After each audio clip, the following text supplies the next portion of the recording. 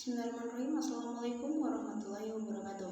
Perkenalkan, nama saya Siti Husnul Khotimah dengan NIM A1B1240223. Baik, di sini saya akan melanjutkan materi dari video pertama dan kedua yang membahas mengenai geomorfologi umum. Baik, di sini saya akan menjelaskan mengenai faktor bentuk lahan. Faktor bentuk lahan seperti yang saya katakan pada video sebelumnya terbagi menjadi 5 bagian. Ada relief, proses, material struktural, dan waktu. Baik, di sini saya akan menjelaskan mengenai relief. Relief sendiri merupakan bentuk muka, bidang, atau tempat permukaan bumi. Kemudian proses merupakan kejadian yang berlangsung di muka bumi, material, bahan, dan hasil atau bagian dan batuan dan struktur dan tanah.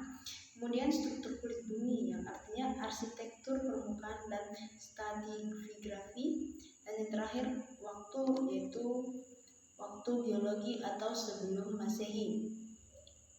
Kemudian ada genetik bentuk lahan yang terbagi beberapa bagian yang seperti yang disebutkan pada video sebelumnya tentang bentuk lahan gunung api, bentuk lahan marvin, bentuk lahan fluvial, dan lain sebagainya. Teman-teman bisa lihat pada slide yang pertama mengenai relief. Relief di sini merupakan bentuk bumi yang didasari oleh adanya perbedaan ketinggian secara relief antara satu tempat dengan tempat yang lainnya, yang mana satu terjadi pada situasi topografi. Posisi topografi ada 1 puncak, 2 lereng atas, 3 lereng tengah, 4 lereng bawah, dan 5 dasar lembah.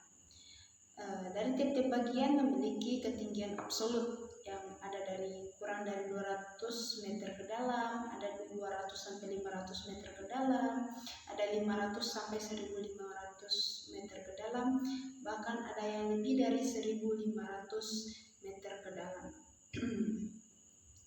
Lanjut ke keterbukaan terhadap matahari. Permukaan yang sering dan jarang terkena sinar matahari pastinya memiliki beda laju dalam pelapukan. Teman-teman bisa lihat sendiri pada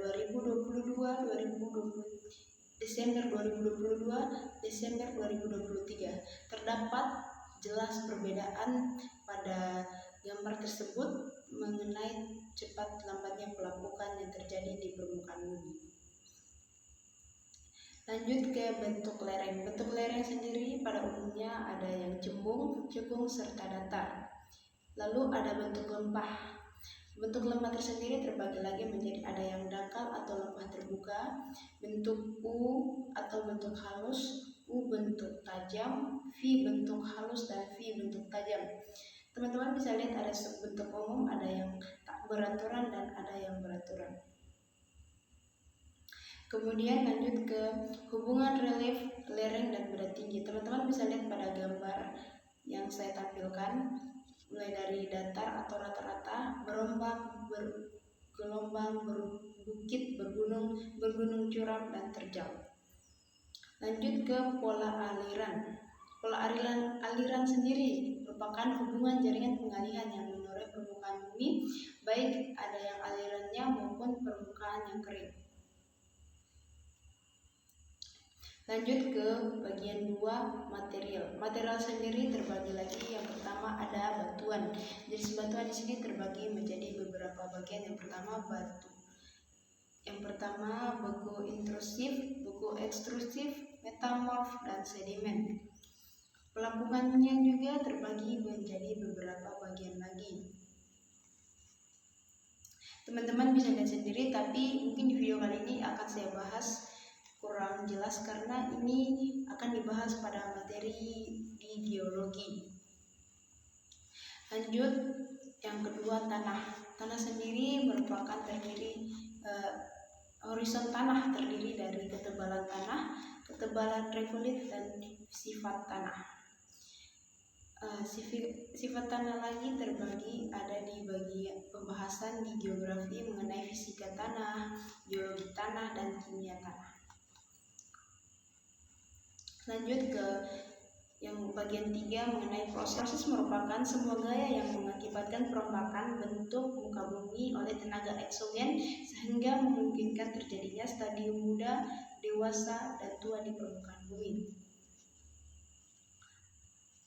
Lanjut ke bagian A yang ada erosi. Erosi merupakan terlepasnya partikel tanah atau tersangkut dan terendapkannya. Teman-teman bisa lihat pada gambar yang saya tampilkan. Kemudian ada B, gerakan massa.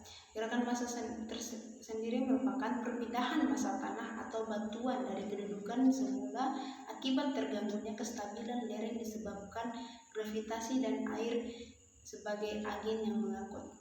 Teman-teman bisa lihat pada gambar berikut.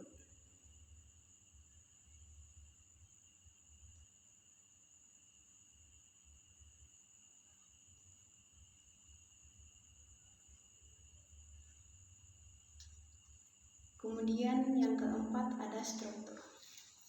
Yang pertama arsitektur muka bumi. Arsitektur muka bumi terbagi menjadi struktur kekar atau joint, struktur lipatan atau fold, struktur sesar atau fault, bidang pelapisan, stratigrafi, ketidakselarasan, dan kekerasan batuan. Kemudian ada B, berbagai sifat muka bumi yang memberikan perbedaan bentuk erosi. Teman-teman bisa lihat pada gambar berikut, terjadi perbedaan pada tiap-tiap tanah karena perbedaan bentuk erosi. Kemudian ada kekar atau struktur bidang berupa retakan atau fraktur pada batuan yang belum mengalami pergeseran, dapat terjadi karena tektonik atau non-tektonik. Teman-teman bisa lihat sendiri. Kemudian ada wujud sesar dalam lapangan dan peta. Teman-teman bisa lihat pada penjelasan di video sebelumnya. Berikutnya ada waktu. Waktu merupakan bentuk permukaan bumi. Seringkali hanya dapat dipahami berdasarkan kronologi waktu, atau waktu dapat mutlak atau relatif, dapat beberapa tahun, beberapa puluh, atau berapa ratus tahun lalu. Kemudian ada penggunaan waktu before the present atau BP. Secara internasional pernyataan tahun BP ditetapkan pada tahun 1950 sebagai awal penentuan umur secara pasti atau metode penanggalan karbon berdasarkan peluruhan 14 Celsius atau karbon 14 dalam bentuk gas asitelen. Kemudian waktu geologi. Waktu geologi tersendiri terbagi menjadi beberapa bagian. Ada masa yang terdiri dari 2, Kenozoikum dan Mesozoikum. Kemudian ada zaman terbagi lagi menjadi kuarter, tersier, tertius, jura, dan trias. Kemudian ada kala yang terbagi lagi menjadi Holosen, Pleistosen, Pliocene, Miocene, Oligocene, Eocene, Pliocene. Umur mereka terbagi lagi menjadi beberapa lama. Teman-teman bisa lihat sendiri pada slide yang saya tampilkan. Kemudian untuk kehidupan sendiri terjadi pada umur manusia, awal kehidupan manusia, hingga awal kehidupan reptil. Baik, terima kasih teman-teman atas